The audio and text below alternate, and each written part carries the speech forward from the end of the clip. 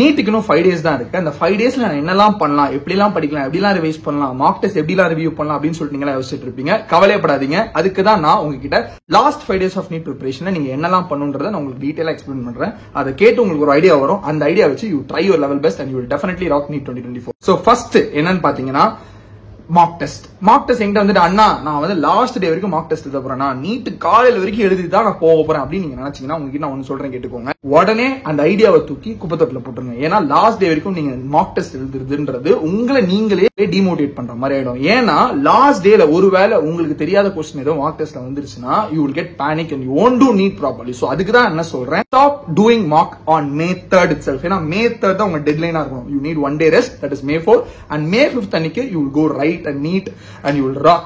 So May 3rd அதான் last day. அந்த last day எனக்கு ரிசோர்சஸ் இல்லன்னா, என்கிட்ட ரிசோர்சஸ் இல்ல, லாஸ்ட் டைம் நீங்க வாத்தி மார்க் டெஸ்ட் வச்சீங்க வேதாந்துக்கு, அதை வச்சு நான் எழுதிட்டேன், இந்த வாட்டி என்கிட்ட அது இல்லையே அப்படின்னு நீங்க என்கிட்ட கேட்டீங்கன்னா நான் கேட்டு ரெக்வஸ்ட் பண்ண they are giving us Vedantu NEET replica mock test that is happening on May 3rd 2 PM ல இருந்து 5:20 PM வரைக்கும் and it's absolutely free. கீழ லிங்க் கொடுத்துருக்கேன் டிஸ்கிரிப்ஷன்ல, அதை நீங்க கிளிக் பண்ணி ரெஜிஸ்டர் பண்ணிக்கோங்க. இந்த பேப்பர்ல வர கொஸ்டின்ஸ் எல்லாமே நமக்கு நீட்ல வர மாதிரி, நீட் மாதிரி அப்படியே உங்களுக்கு வரும் and it will definitely benefit you. ஏன்னா நீங்க அதை வச்சு நீங்க ஆல் இந்தியா ரேங்கிங் பொசிஷன் என்னன்னு தெரிஞ்சுக்கலாம், உங்க மிஸ்டேக்ஸை கரெக்ட் பண்ணலாம், உங்களோட ஃபைனல் நீட்டுக்கு முன்னாடி ஒரு டெஸ்ட்டை கொடுத்து ஒரு கான்ஃபிடன்ஸோட இங்க போகலாம். ஏன்னா அதுதான் நமக்கு வேணும், அந்த கான்ஃபிடன்ஸ் தான் நமக்கு வேணும். So you definitely get benefit by it. கீழ லிங்க் கொடுத்துருக்கேன், Vedantu NEET replica mock test நல்லா யூட்டிலைஸ் பண்ணிக்கோங்க. சோ நெக்ஸ்ட் மார்க் டெஸ்ட் எழுதிட்டீங்க, அதை ரிவ்யூ பண்ணிடுவீங்க, அதுக்கப்புறம் ரிவிஷன்லாம் ஆரம்பிச்சிருவீங்க. தயவு செஞ்சு உங்க ஃப்ரெண்ட்ஸ்ட்ட பேசாதீங்க. ஏன்னா when you talk to your friends, see not all the friends are good, 90% friends are not good at all. ஏன்னா ப்ரிப்பரேஷன் வந்துருச்சுன்னா காம்படிஷன் வந்துச்சுன்னா they will all try to pull you down only. நான் என்ன சொல்றேன்னா definitely don't talk to them. இப்போ எனக்கே லைஃப்ல அதை இன்சிடென்ட்ஸ் பண்ணிருக்கேன். ஏன்னா நான் நீட்டுக்கு படிக்கும்போது என்ன சொல்றேன்னா, நீ அவங்க கிட்ட கேட்ப மச்சான் எனக்கு இவ்வளவு மார்க் வந்துச்சு, உனக்கு எவ்வளவு வந்துச்சு நீ கேட்ப, அவன் உன்ன வெறுப்பேத்தனோடனே அதிகமா மார்க் சொல்லிட்டான்னு வச்சுக்கோங்க, உனக்கு டிப்ரெஸ் ஆயிடும். என்ன சொல்றேன், அதெல்லாம் வேண்டாம். ஜஸ்ட் ஃபோக்கஸ் ஆன் யோர் பாத். பரவாயில்ல அவன் என்ன நினைச்சாலும் நினைச்சிட்டு போறான், உனக்கு என்ன டவுட் வந்தாலும் நீ அவங்ககிட்ட கேட்கணும் அவசியமே இல்லை. You have professors, you have teachers, or எதுவுமே டீச்சர் இல்ல நீ என்கிட்ட கூட கேளுன்றேன். நான் என்னோட இன்ஸ்டாகிராம் தெரியும் 75 என்கிட்ட கேளு, நான் உனக்கு சொல்லி தரேன். அதை தாண்டி நீ வந்து எக்ஸ்ட்ராவா பர்டன் பண்ணிட்டு உன் ஃப்ரெண்ட்ஸ்ட சொல்லி அவன் உன்னை விட அதிகமா மார்க் சொன்னா when you get depressed it will affect your NEET preparation. So அதான் என்ன சொல்றேன், லாஸ்ட் டேஸ்லாம் ரொம்ப இம்பார்ட்டன்ட். இத்தனை வருஷம் படிச்சிருப்ப, ஃப்ரெஷரா இருக்கலாம், ரிப்பீட்டரா இருக்கலாம், ரீரிப்பீட்டரா இருக்கலாம், ஏன் ரீரிப்பீட்டரா கூட இருக்கலாம், அது எல்லாத்தோட எஃபர்ட்டுமே ஹார்வெஸ்ட் நவ் ஒன்லி. ஸோ அந்த ஒரு இது ரொம்ப ரொம்ப இம்பார்ட்டன்ட். ஹார்வெஸ்டிங் அப்போ மழை பெஞ்சிருச்சோ இல்ல வெயில் அடிச்சிருச்சுன்னு சொன்னா எண்ட் ஆஃப் த டே உனக்கு தான் லாஸ். அது நான் என்ன சொல்றேன், அதெல்லாம் பண்ணாம ஃப்ரெண்ட்ஸ்ட பேசாது, நெக்ஸ்ட் ரிலேட்டிவ்ஸ்ட பேசாது. இவ்வளவு நாள் நீ எப்படி இருக்க, உயிரோட இருக்கியா, சாப்பிடுறியா, நல்லா எதுவுமே கேட்டிருக்க மாட்டாங்க. இப்போ வந்துட்டு இன்னும் 5 நாள் தான் இருக்கும் பையன், என்ன இப்ப எடுத்துருவானா இப்பெல்லாம் கேட்பாங்க, மைண்ட போட்டு குழப்புவாங்க, உங்க அப்பா அம்மா மைண்ட போட்டு குழப்புவாங்க, உங்க அப்பா அம்மாவை பிரஷர் ஏற்ற வைப்பாங்க.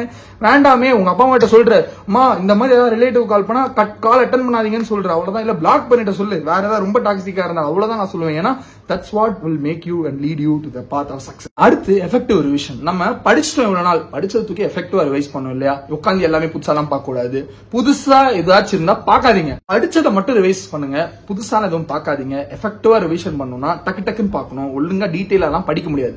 இது மேஜரான விஷயம் எஃபெக்டிவ் ரிவிஷன். ஏன்னா அதான் நம்ம கை கொடுக்கும்.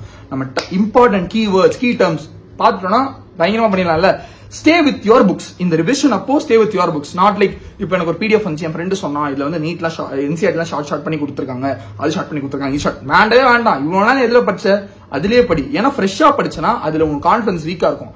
ஆல்ரெடி ஒரு 5 வாட்டி ரிவைஸ் பண்ண என்சிஆர்டி படிக்கிறது உனக்கு ஈஸியா இருக்கும். சோ அதுக்கு தான் நான் சொல்றேன், go with what you study and that will give you more success than studying something different. Distraction.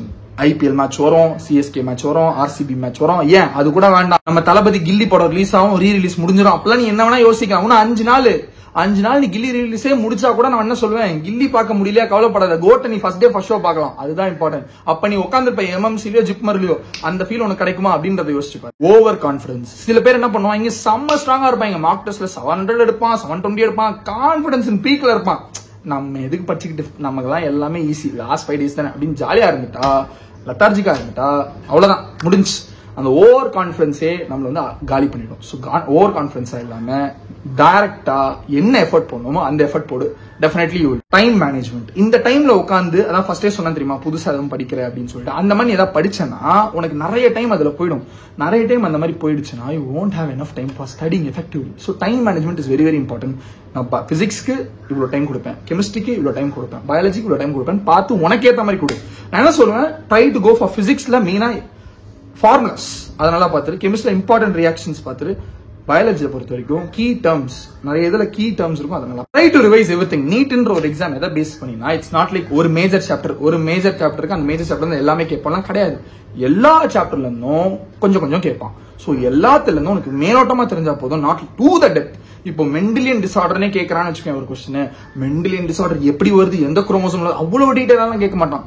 மேலோட்டமா அதை வச்சு கேட்பான், அவ்வளவுதான். ஸோ அந்த மாதிரி கான்பிடன்ஸ், இங்க டேலண்ட் இருக்கவன் ஜெயிக்கிறானோ இல்லையோ, கான்பிடன்ஸ் இருக்கவன் டெஃபினட்டா ஜெயிப்பான். நம்ம தல தோனி சொன்ன மாதிரி தான். So definitely if you have confidence, you did your work properly, you will definitely win. So கான்பிடண்டா இருக்க பாருங்க, ஏன்னா கான்பிடன்ஸ் நம்ம ஜெயிக்க வைக்கும். எண்ட் ஆஃப் த டே எல்லாமே ரிவைஸ் பண்ணிருப்பீங்க. ஒரே வழிதான், கடவுள்கிட்ட சரணடைஞ்சிடணும் சொல்ல வரல, சரணடைஞ்சிடணும் சொல்ல வரேன். ப்ரே டு காட், உங்க பெஸ்ட்டை போட பாருங்க.